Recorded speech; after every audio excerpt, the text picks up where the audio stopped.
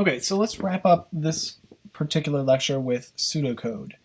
Pseudocode is a middle ground between just a raw natural language text-based description of what the process is supposed to be doing and how control flows through a implementation, and actual source code, programming code of the actual implementation.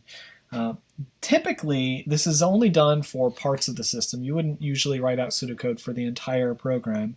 And it's usually something like a fairly open-ended programming language. It's not, there's no one pseudocode language. There's actually quite a few of open-ended language structures that work for pseudocode.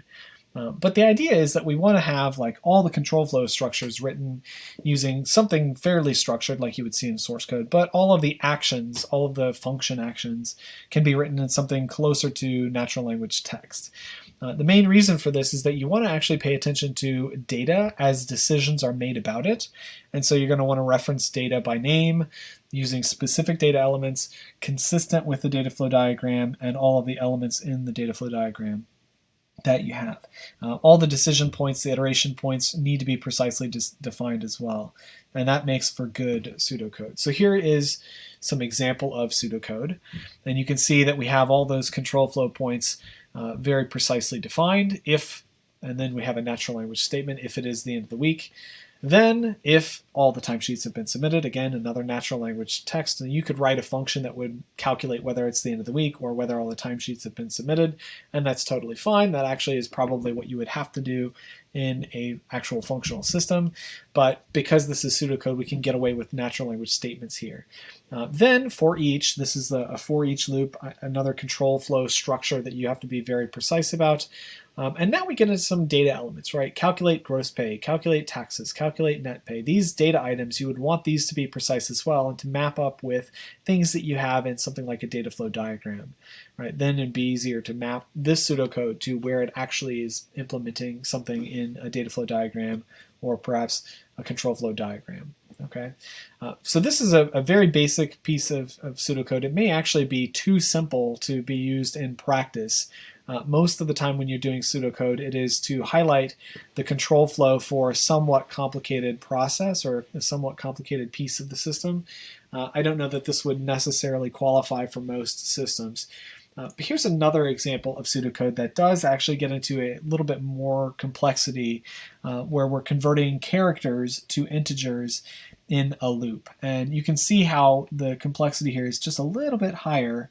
And the condition here is using this skip keyword. That's another character that you wouldn't have seen in the previous one to skip over leading pluses or minuses. And this is not the kind of thing that you would typically find in a programming language, but does work very well in pseudocode because we're talking about control flow and we are able to give a good natural language description of exactly what that control flow means. Okay.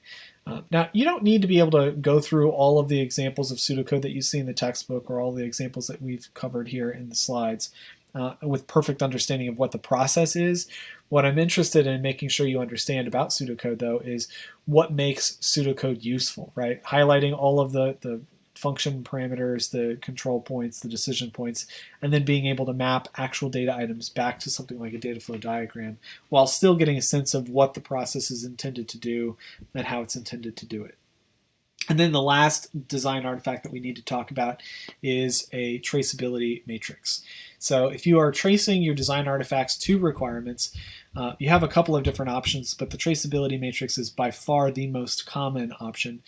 This is especially critical for systems where the requirement specification is very precise. So for example, if you have a system that's responding to a government request for designs, you may need to be able to show from that requirement specification all the design elements that are implementing the requirements that are provided by the request.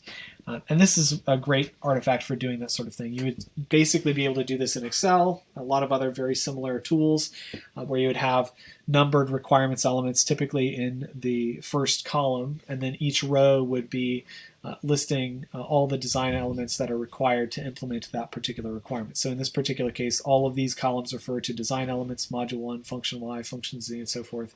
And you can say for requirement 5.1, we have to have function Y and we have to have library Q. That's what makes this function implementable. And sometimes you'll see at the end a column that sort of summarizes, do we have what we need or not yet, right? And you could have like an X meaning it's required but not present, and a check mark, or a Y in some cases meaning that it's required and present. And then at the end you would be able to say we have all of the stuff that's necessary. This is not covered particularly well in the textbook. I don't know that that's necessarily a flaw in the textbook. It's not typically the sort of thing that you would be doing with the process that's outlined in the textbook.